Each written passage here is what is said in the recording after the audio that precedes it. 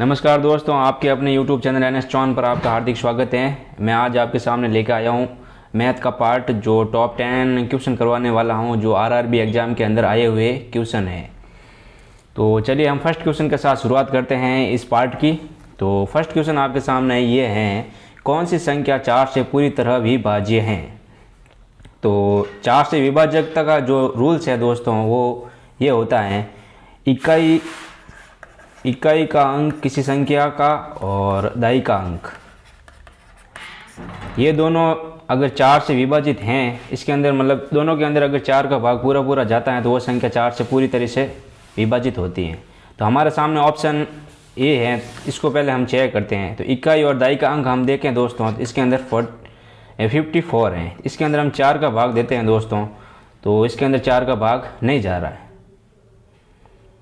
तो option A तो हमारा होगा नहीं। तो अब ऑप्शन बी को हम चेक करते हैं। इसके अंदर हम इकाई व दाई का अंक लेते हैं। तो इकाई व दाई का अंक लेते हैं दोस्तों, तो हमारे सामने 76 आ रहा है। इसके अंदर हम 4 का भाग देंगे दोस्तों, तो इसके अंदर एक बार गया, फिर 9 बार, तो 19 बार इसके अंदर भाग जा रहा है। तो इसका मतलब ऑप्शन बी इसका करेक्ट आंसर हो जाएगा।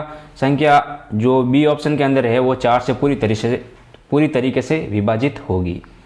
चलिए आगे बढ़ते हैं नेक्स्ट क्वेश्चन। नेक्स्ट क्वेश्चन हमारे सामने ये है, नीचे दी गई संख्या में से कौन सी संख्या 3 से विभाज्य है। तो 3 से विभाजितता का जो रूल्स है दोस्तों, वो ये होता है, जो संख्या हमें दे रखी है उन सभी संख्याओं को हम प्लस करते हैं, और जो योगफल आता है अगर उसके अंदर अगर 3 का भाग देते हैं तो वो संख्या जिसके अंदर मतलब जो आई है योगफल, उसके अंदर अगर 3 का भाग पूरा पूरा जा रहा है तो वह संख्या 3 से पूरी तरीके से विभाजित होगी। तो सबसे पहले हम चेक करते हैं ऑप्शन ए को। तो ऑप्शन ए हमारे सामने क्या है, 1 + 7 + 1 + 1, इसको हम जोड़ते हैं तो कितना हो गया, ये हो रहा है 10। अब 10 के अंदर हम 3 का भाग देते हैं दोस्तों, तो क्या जा रहा है, क्या नहीं जा रहा है। तो हमारा ऑप्शन ए जो होगा बिल्कुल राइट नहीं होगा। तो हम चेक करते हैं ऑप्शन बी को।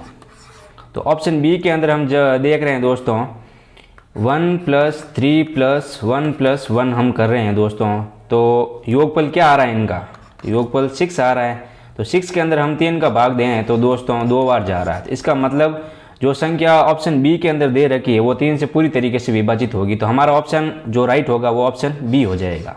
तो बी इसका करेक्ट आंसर होगा दोस्तों, ऑप्शन बी। चलिए आगे बढ़ते हैं नेक्स्ट क्वेश्चन। तो नेक्स्ट क्वेश्चन हमारे सामने ये है, निम्नलिखित में से कौन सी संख्या 6 से विभाज्य है। अब 6 से विभाज्यता का जो रूल्स है दोस्तों, वह यह है, जो संख्या 2 व 3 से विभाजित होगी वह संख्या 6 से पूर्ण रूप से विभाजित होगी। यह रूल्स होता है 6 का। अब 2 से विभाजितता का रूल्स क्या है, इकाई के अंक जैसे कि 2, 4, 6, 8, 10 जो हैं, उसके अंदर अगर 2 का भाग पूरी तरीके से जाता है तो वो संख्या 2 से पूर्ण रूप से विभाजित होगी। और 3 से जो विभाजितता का जो रूल्स है दोस्तों, जो संख्या दे रहे कि उनको हम योगफल करते हैं, अगर योगफल के अंदर 3 का भाग जा रहा है तो वह संख्या 3 से पूर्ण रूप से विभाजित होगी। इसी प्रकार हम ऑप्शन ए को चेक करते हैं। तो ये ऑप्शन हमारे सामने ये है। इसके अंदर हम चेक करते हैं, इकाई का अंक इसमें दे रखा है 6। तो 6 के अंदर हम 2 का भाग दे रहे हैं तो 3 बार जा रहा है, इसका मतलब ये संख्या 2 से पूर्ण रूप से विभाजित है। अब इसको हम चेक करते हैं 3 से विभाजित है या नहीं है। तो इसको हम प्लस करते हैं, 1 + 2 + 3 + 4 + 6, इसको हम जोड़ते हैं तो कितना हो गया दोस्तों, 10, 13, 2 15 और 1 16। 16 के अंदर 3 का भाग नहीं जा रहा है, इसका मतलब ये संख्या 6 से विभाजित नहीं है, क्योंकि 2 से तो है, 2 के अंदर तो इसका भाग जा रहा है लेकिन 3 का नहीं जा रहा है, इसका मतलब ये संख्या 6 से विभाजित नहीं होगी। तो ये हमारा ऑप्शन ए इसमें करेक्ट आंसर नहीं होगा। तो इसका चलिए इसका हम सेकंड जो ऑप्शन है हमारे सामने वो हम चेक करेंगे।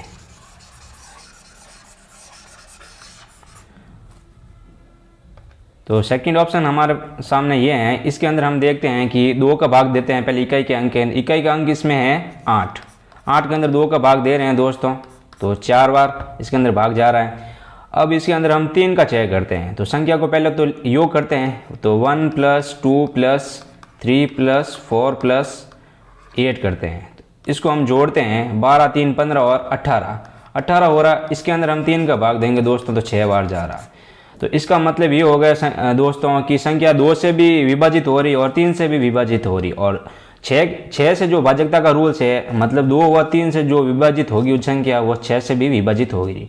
तो इसका मतलब ऑप्शन बी हमारा करेक्ट आंसर हो जाएगा, क्योंकि ये 2 और 3 से दोनों से विभाजित हैं, तो इसका मतलब 6 का भाग इसके अंदर पूर्ण रूप से जाएगा। तो ऑप्शन हमारा बी इसका करेक्ट आंसर हो जाएगा। चलिए आगे बढ़ते हैं नेक्स्ट क्वेश्चन। नेक्स्ट क्वेश्चन हमारे सामने ये है, यदि 0.27 बट्टा पी स्क्वायर बराबर 27 हो तो पी का हमें मान ज्ञात करता है। तो इस प्रकार के क्वेश्चनों को दोस्तों सबसे पहले तो हम लिखते हैं यहाँ पे 0.27 बट्टा पी स्क्वायर बराबर 27। अब इसको हम p है जो हमारे सामने पी स्क्वायर है, इसको हम 27 की ओर भेज देते हैं, तो ये हो जाएगा 27 पी स्क्वायर बराबर 0.27। अब दोस्तों पी स्क्वायर बराबर क्या हो जाएगा 0.27, ये 27 है, इसके भाग के अंदर आ जाएगा। अब जो ये दशमलव का जो चिन्ह है दोस्तों, इसको हम हटाते हैं तो यहाँ पे आ जाएगा दोस्तों, नीचे आ जाएगा 100। अब इसको हम काटते हैं ऊपर नीचे, तो 27 से 27 ये कट गया दोस्तों, तो पी स्क्वायर बराबर क्या बच गया 1/100 बच गया। अब देखो दोस्तों p की पावर कितनी है 2 है, तो p की पावर अगर हम 2 को हटाते हैं दोस्तों तो जो बराबर के उस साइड में जो संख्या है उसके ऊपर क्या आ जाएगा अंडरूट आ जाएगा। तो मैं यहाँ करता हूँ दोस्तों, जैसे p का स्क्वायर है दोस्तों उस तरफ भेजते हैं तो उस संख्या के ऊपर क्या अंडरूट आ जाता है, तो बराबर 1/100 अंडरूट ये हो जाएगा कुछ इस टाइप से। अब हम देखते हैं दोस्तों 1 का वर्ग क्या होता है 1 ही होता है, और 100 का देखेंगे 10 होता है, तो p बराबर क्या आ जाएगा 1/10 हो जाएगा। अब दोस्तों मैं यहाँ कर रहा हूँ, a के अंदर हम 10 का भाग देंगे दोस्तों तो क्या हो जाएगा 0.1, जो कि p की वैल्यू है, तो p बराबर कितना हो जाएगा 0.1 ये हो जाएगा। तो जो ऑप्शन डी के अंदर आ रहा है इसलिए हमारा ऑप्शन डी इसका करेक्ट आंसर हो जाएगा। चलिए आगे बढ़ते हैं दोस्तों। एक संख्या का 35% 91 है तो संख्या क्या है, तो हमें संख्या इसमें ज्ञात करनी है। हमारे पास संख्या है नहीं, तो हम मान लेते हैं दोस्तों कि हमारी संख्या है x। माना कि संख्या बराबर x हम किसी संख्या को मान लेते हैं, तो अब इसका अब 35% करते हैं बट्टा 100 बराबर कितना हो रहा है 91। तो दोस्तों क्या हो रहा है 35x बट्टा 100 और बराबर के अंदर कितना है 91। अब इसको हम करेंगे दोस्तों तो 100 91 की तरफ चला जाएगा, 91 इंटू 100 और बट्टे के अंदर क्या आ जाएगा 35 आ जाएगा, x बराबर ये हो जाएगा। तो अब 100 और 35 को हम 5 से काटते हैं, तो इसके अंदर 5 का भाग देंगे दोस्तों तो 20 बार जाएगा, और 35 के अंदर 5 का भाग देंगे तो 7 बार जाएगा। अब 7 को 91 से इसको हम ऊपर नीचे काटते हैं तो दोस्तों ये हो जाएगा 13 बार इसके अंदर भाग जा रहा है। तो x की वैल्यू हमारे पास क्या हो जाएगी 20 इंटू 13 हम करते हैं दोस्तों तो ये हो जाएगा 260, जो कि हमारी x की वैल्यू होगी। तो 260 कौन से ऑप्शन में आ रहा है ऑप्शन बी के अंदर, तो हमारा राइट आंसर हो जाएगा ऑप्शन बी 260। चलिए आगे बढ़ते हैं नेक्स्ट क्वेश्चन। किस संख्या का 25/3% बराबर 150 होता है। तो हमें पहली बात तो संख्या ज्ञात करनी है, इसमें भी सेम ही होगा, वो जो पीछे क्वेश्चन के अंदर हुआ था वही इसके अंदर होने वाला है। तो हम संख्या मान लेते हैं x, इसका मतलब 25/3% क्या होगा, तो 25/3 और परसेंटेज का जो चिन्ह है इसका मतलब नीचे आ जाएगा 100 और बराबर के अंदर हम मान लेते ये है 150। तो हम इसको हम आगे सॉल्व करते हैं तो दोस्तों 25x/300 बराबर में क्या है 150 है। तो दोस्तों इसमें हमारा x हो जाएगा, x बराबर क्या हो जाएगा, ये 300 है 150 की तरफ चले जाएंगे तो 150 इंटू 300 बट्टे में क्या हो जाएगा, x की वैल्यू आएगी। तो x की वैल्यू हमारे पास कितनी है दोस्तों, तो 25 है। तो 25 का हम ऊपर नीचे काटते हैं तो दोस्तों 25 का भाग 150 के अंदर कितनी बार जाता है, 6 बार जा रहा है। तो फिर 6 को हम 300 से मल्टीप्लाई करते हैं दोस्तों तो कितना आ रहा है, 1800 आ रहा है। तो ऑप्शन डी हमारा करेक्ट आंसर हो जाएगा। चलिए आगे बढ़ते हैं नेक्स्ट क्वेश्चन। नेक्स्ट क्वेश्चन हमारे सामने ये है, एक वृत्त और एक वर्ग का कुल क्षेत्रफल 5450 वर्ग सेमी है। तो वृत्त का व्यास 70 सेंटीमीटर है और वृत्त की परिधि और वर्ग की परिधि का योग कितना है। तो हमारे इस क्वेश्चन के अंदर हमें दे रखा है दोस्तों, एक तो वृत्त का क्षेत्रफल और वर्ग का टोटल क्षेत्रफल दे रखा और एक वृत्त का व्यास दे रखा। तो हम सबसे पहले तो हम इसमें आर ज्ञात करते हैं, त्रिज्या ज्ञात करते हैं। तो हमारे पास हम देख रहे हैं क्वेश्चन के अंदर ये व्यास दे रखा है। तो व्यास कितना है, व्यास हो गया दोस्तों बराबर 70। तो व्यास जो होता है वो दोस्तों त्रिज्या का दुगुना होता है। तो 70 हमें व्यास दे रखा, तो इसकी त्रिज्या कितनी हो जाएगी, इसके 2 के अंदर भाग देंगे दोस्तों तो आर बराबर हमारे पास हो जाएगी 35 हो जाएगी दोस्तों। इस प्रकार हम पहले त्रिज्या हमारे पास आ गई, तो अब हम ज्ञात करते हैं वृत्त का क्षेत्रफल। तो वृत्त का क्षेत्रफल तो वृत्त का क्षेत्रफल होता है दोस्तों पाई आर स्क्वायर, ये होता है। तो इसके अंदर हम वैल्यू इनपुट करते हैं दोस्तों, तो 22/7 इंटू त्रिज्या कितनी है हमारे पास 35 है दोस्तों, 35 इंटू 35, 2 बार स्क्वायर है, इसका मतलब 2 बार लिखेंगे हम। अब मैं 35 के अंदर भाग देंगे 7 का, तो कितनी बार जा रहा है, 5 बार जा रहा है। अब इसको हम 22 इंटू 5 करते हैं दोस्तों तो कितना हो जाएगा 0 और 10 और 11। अब इसको 35 से हम गुणा करते हैं दोस्तों तो हमारे पास कितना आ जाएगा, तो 11 5 5 55 और हासिल के 5 11 33 और तो हमारे सामने दोस्तों ये आ जाएगा। ये क्या हो गया, वृत्त का क्षेत्रफल। अब हमारे पास क्या दे रखा है दोस्तों, इसमें क्वेश्चन के अंदर देखो वृत्त और वर्ग का कुल क्षेत्रफल हमें दे रखा है, कितना दे रखा है 5450 वर्ग सेमी। तो हमें वर्ग का क्षेत्रफल निकालना पड़ेगा कि कितना है। तो हम क्या करेंगे, वृत्त का जो क्षेत्रफल है इसे माइनस कर देंगे दोस्तों। तो वर्ग का क्षेत्रफल हमें ज्ञात करना है दोस्तों। तो टोटल हमारे पास दे रखा है 5450 और इसमें से माइनस करेंगे हम वृत्त का क्षेत्रफल जो कितना आया 3850। तो इसको हम माइनस करते हैं दोस्तों तो क्या आ जाता है 0 0 और ये हो जाता है 1600 हमारे पास ये आ गया वर्ग का क्षेत्रफल। अब हम देखते हैं दोस्तों वर्ग का जो क्षेत्रफल होता है उसका फॉर्मूला क्या होता है। तो उसका फॉर्मूला होता है, वर्ग का क्षेत्रफल होता है बराबर भुजा स्क्वायर होता है। तो वर्ग का क्षेत्रफल हमारे पास कितना है 1600 हो रहा है। तो भुजा क्या हो जाएगी, ये स्क्वायर है उस तरफ जाएगा तो उस तरफ क्या हो जाएगा अंडरूट हो जाएगा। तो भुजा को मान लेते हैं ए बराबर हमारे पास कितना आ जाएगा 1600 को हम अंडरूट करते हैं तो ए की वैल्यू आ जाती है 40। अब दोस्तों हम देख रहे हैं त्रिज्या की वैल्यू हमारे पास ये आ गई 35, ये आप देख रहे हो, और भुजा हमारे पास ये आ गई। ठीक है दोस्तों, अब हम ज्ञात करते हैं वृत्त की परिधि और वर्ग की परिधि का योगफल हमें ज्ञात करना है। तो चलिए इस क्वेश्चन को फिर करते हैं।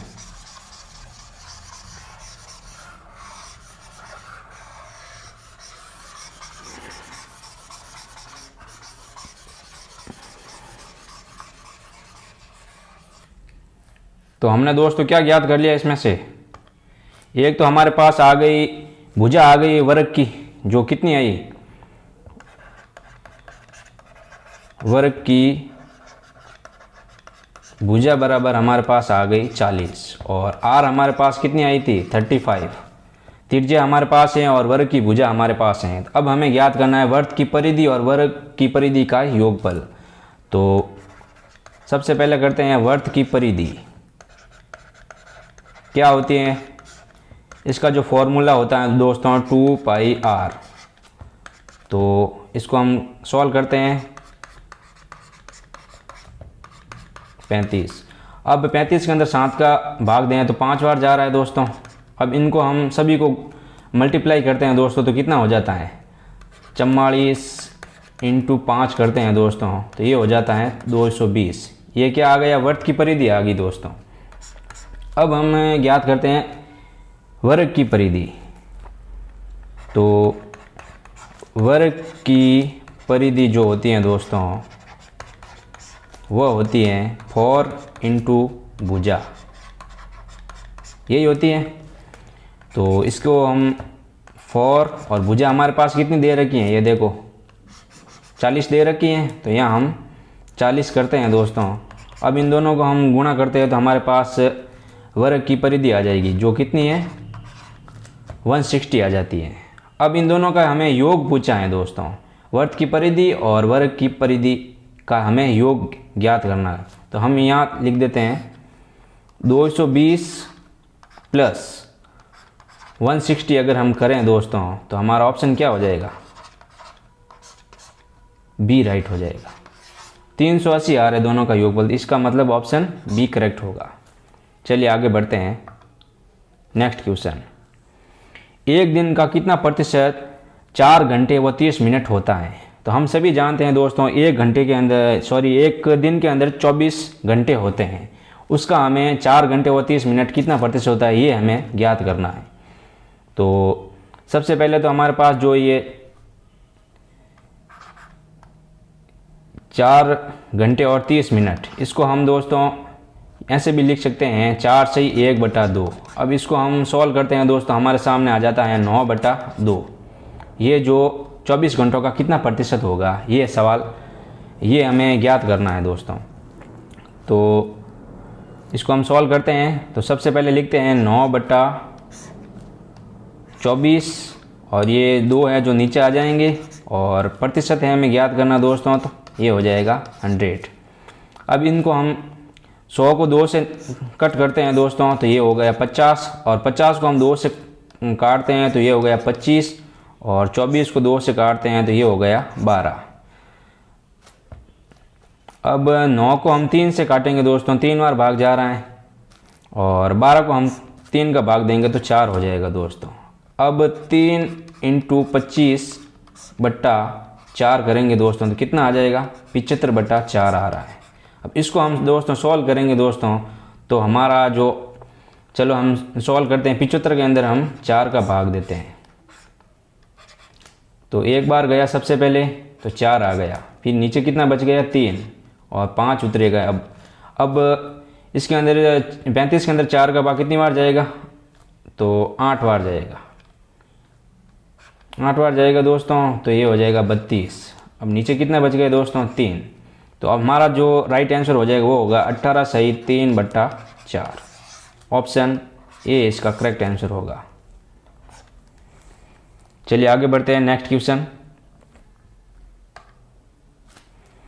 एक संख्या का 49% 8791 होता है तो उस संख्या का 43% कितना होगा। तो ये हमें दोस्तों ज्ञात करना है। तो सबसे पहले तो हमें संख्या मालूम करनी पड़ेगी, संख्या x की वैल्यू क्या होगी। तो सबसे पहले हम संख्या मान लेते हैं x। अब x का बोल रहा है 59%, तो करते हैं दोस्तों इंटू 59/100 बराबर 8791। ये है दोस्तों। तो इसमें 100 इस साइड में चला जाएगा तो x बराबर क्या हो जाएगा 8791 इंटू 100 और x की वैल्यू यहाँ पे कितनी है ये देख रहे हैं 59 है। अब इनको हम ऊपर नीचे काटते हैं तो इसके अंदर भाग जा रहे हैं, एक बार गया पहले तो इसके अंदर भाग जा रहा है दोस्तों 149 बार इसके अंदर भाग जाएगा। अब 149 इंटू 100 करते हैं दोस्तों तो हमारे सामने आ जाती है संख्या की वैल्यू 14900। ये हमारे सामने संख्या आ गई। अब उस संख्या का 43% कितना होगा ये हमें ज्ञात करना है। तो हम यहाँ करते हैं दोस्तों 14,900 का 43% ये करेंगे तो 2 जीरो से 2 जीरो कैंसिल आउट हो गए। अब 149 इंटू 43 हम दोस्तों करेंगे तो करते हैं 9 को 3 27 आ रहे हैं, 27 ऑप्शन 27 आ रहे हैं हमारे, तो 27 इसमें 7 किस पे पीछे हैं तो ऑप्शन बी के अंदर हैं। तो हमारा जो करेक्ट आंसर हो जाएगा दोस्तों बी हो जाएगा। तो हमारा ऑप्शन जो होगा दोस्तों बी राइट हो जाएगा। चलिए आगे बढ़ते हैं नेक्स्ट क्वेश्चन। नेक्स्ट क्वेश्चन हमारे सामने ये है। तो कुछ बच्चे होते हैं ऐसे क्वेश्चन को देखते हैं तो दोस्तों मल्टीप्लाई करने लग जाते हैं, इसमें काफ़ी टाइम लग जाता है। और हम जानते हैं कि कंपटीशन एग्ज़ाम के अंदर समय की बहुत अहमियत होती है। तो इस टाइप के जो क्वेश्चन होते हैं दोस्तों कुछ फॉर्मूले पर डिपेंड होते हैं। तो हम इसको ध्यान से देखें दोस्तों तो इसके अंदर जो फॉर्मूला लग रहा है इसमें लग रहा है ए स्क्वायर माइनस बी स्क्वायर बट्टा ए माइनस बी, इसके अंदर फॉर्मूला लग रहा है दोस्तों। तो हम सबसे पहले इसके अंदर एक ए बराबर कितना है, अब दोनों संख्या के अंदर हम देखें दोस्तों तो ए की जो वैल्यू होगी वो होगी 0.321। इसी प्रकार बी की क्या वैल्यू माने तो बी की इसमें वैल्यू दे रखी है 0.179 ये है दोस्तों। अभी ये जो वैल्यू है दोस्तों हम यहाँ रख देते हैं।